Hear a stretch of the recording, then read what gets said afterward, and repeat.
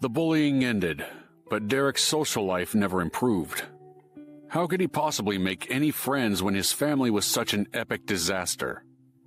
He hid the bruises he got from his father with long sleeves, and soon enough he was out of plausible excuses to explain the continuous rotation of black eyes. Derek shouldn't have worried, though. No one at school actually cared about the abuse.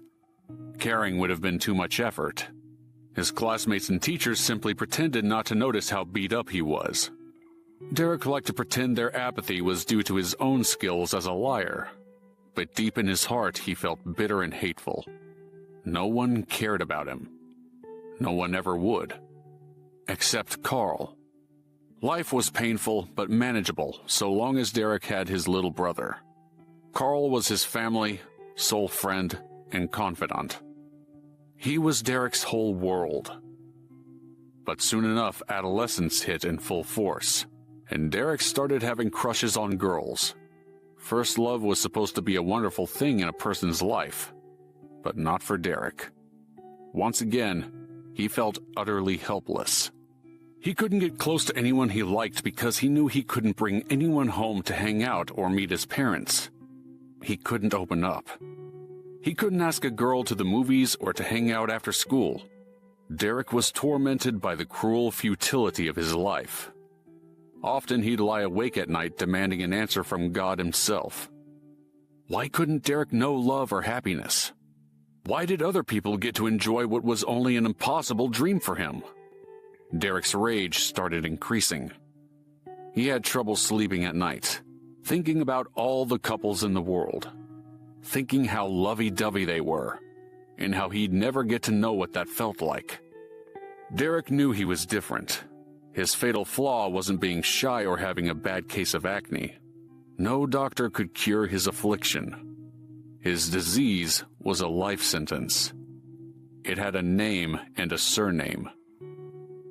Ezio Esposito, his trash bag of a father.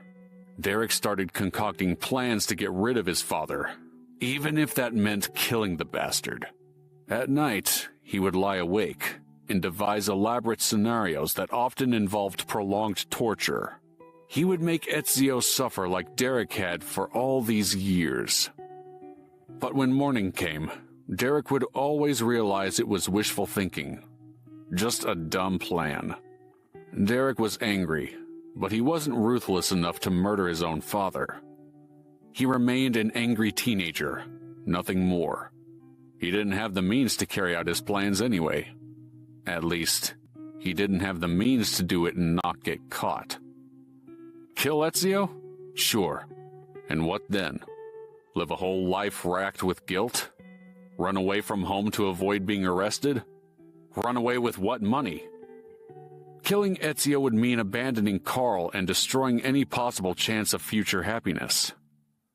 So every morning, Derek would swallow his homicidal plan along with his breakfast and move on. His only real prospect for a better life was to cram like a madman, get a scholarship, and get out of this hell as fast as possible. Time passed quickly, and soon it was the summer before Derek's freshman year of high school. Despite the hot weather, his heart was cold as ice. Derek had finally hit his growth spurt. Combined with his martial arts training and muscle development, he now looked lean and mean. Ezio became aware that his elder son was a real threat now. Ezio was a bully, but he was a smart and cowardly one. The old man took to avoiding Derek as much as possible, making Carl the new favorite target for abuse. Derek tried standing up for his brother, but it was no use. Ezio bought a nightstick from the local army surplus and beat Carl harder than ever. "What the hell are you doing?" Derek yelled, trying to wrestle the stick away from his louse of a father.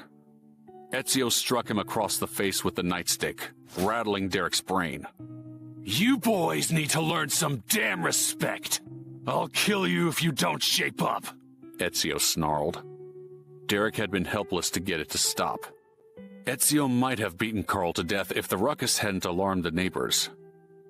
Derek had looked after Carl that night, realizing that if he wasn't prepared to kill Ezio, He couldn't stand up to him. It would make everything worse. So whenever Ezio threw one of his tantrums, Derek had to stand back and watch his brother getting beaten. He comforted Carl and helped ease the swelling, but he was useless. Derek would sit in bed at night and think about how he was going to get them out of this. He knew one thing for certain. If things didn't change soon, either Ezio was going to die, or Derek was. Then one morning, Ezio got a phone call from one of his old army buddies. The man worked for a company that was hiring with an eye toward quick promotion.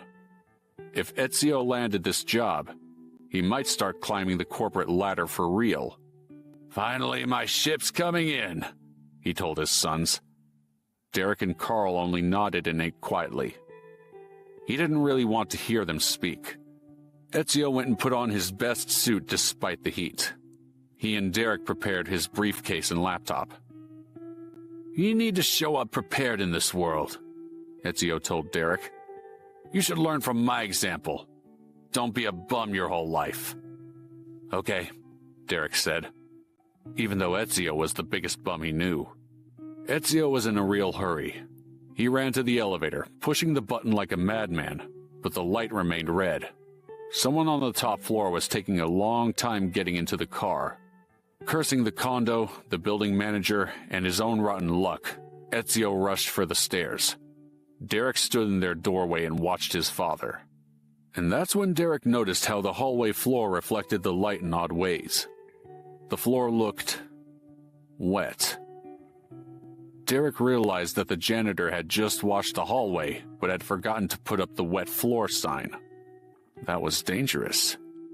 Someone could slip and really hurt themselves. Even die. Derek smiled. Yes, at last. It happened all in an instant. Ezio was just starting down the stairs when his foot slipped. Derek could have warned him. He could have rushed over to grab his father. But instead, he stayed put and watched nature run its course. Ezio tumbled down the stairs, going down several flights as he screamed.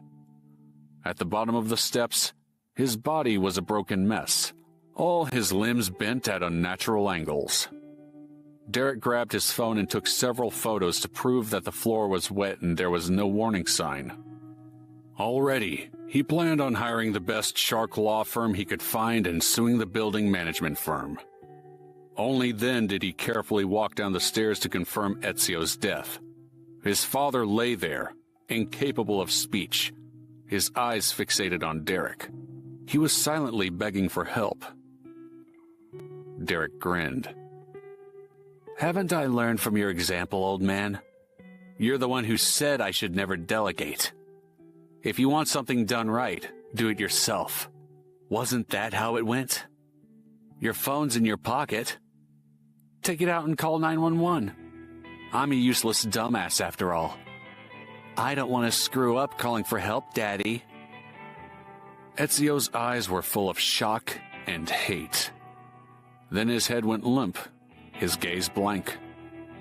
Derek suppressed gleeful laughter. Instead, adopted his best terrified son expression and started shouting for help.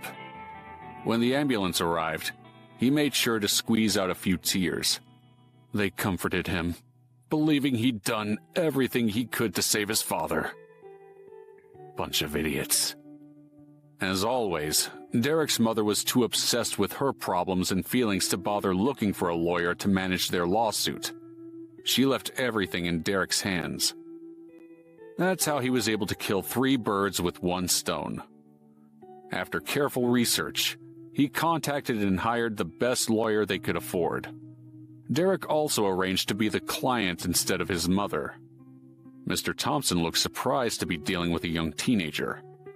"You're sure your mother can't help you out, son?" "My mother hasn't lifted a finger for me since the day I was born. I want her looked after, since she gave me life and all. But I don't want to see her again when this is over." He told Mr. Thompson everything. Derek spoke about his father's accident, the abuse the boys had suffered over the years, and the need to split the settlement money 3 ways. One portion would go to their mother, one to Derek, one to Carl. Both kids were very firm on one special point. They wanted the lawyer to start the process to get them emancipated. With the money from the settlement and Ezio's life insurance policy, they had enough to be self-sufficient until Derek grew up. What followed was the happiest period in their life. Before long, they were emancipated minors with cash in their pockets. They moved away from their mother's place and never saw her again. Derek doubted she even noticed they were gone. They used their portion of the money to settle up and make proper plans for the future. Over the following years, bullies weren't a problem. Derek and Carl both became martial artists and had each other's backs. Having their own place allowed them to experience having friends and girlfriends over. Their domestic nightmare was finally a thing of the past. They suffered many disappointments, though. Too many so-called friends only wanted to use their parent-free house as a party den. They also struggled with being normal teens. While their peers only wanted to party and skip class, the boys focused on studying and saving as much as possible. Derek and Carl would work part-time jobs during holidays and vacations to keep themselves afloat. They weren't poor, but not rich either. They knew they had to save as much as possible for a rainy day, but they had a good life. Derek got a scholarship and obtained a bachelor degree in chemistry, soon followed by a master's in biochemistry. Carl did well too. He got his engineering degree, was studying for his master's, and already had a fiancée. Despite being really happy for his little brother, seeing Carl in love was a painful thorn in Derek's side. He had always been the more socially inept of the two. He never managed to get into a stable relationship, not even in college. Derek had problems talking to girls. The problem lay in his inability to trust. He had many crushes, but never fell in love. At the beginning, he blamed bad luck, or thought the girls shallow. After finding and losing more than one good girl, he blamed his past. But Carl's own success in love made Derek blame himself. Carl had suffered the same things, but he'd come out of it stronger and purer than Derek. Derek was just too scared of being hurt again. That fear was one enemy he could just never beat up. Derek accepted a decent job working the night shift at a big chemical company. Carl had told him that he wanted to marry his fiancée as soon as he got his master's. That gave Derek 2 years to save enough money to give his little brother a decent wedding. Derek didn't like his job, but it was a way to start his career. Also, it was well paid, and he resolved to use the company insurance to seek psychological counseling. He knew he had problems and wanted to work on them. Derek consulted several doctors before finding someone he felt was a good fit. After several months, he was finally starting to make progress. But alas, such happiness could not last.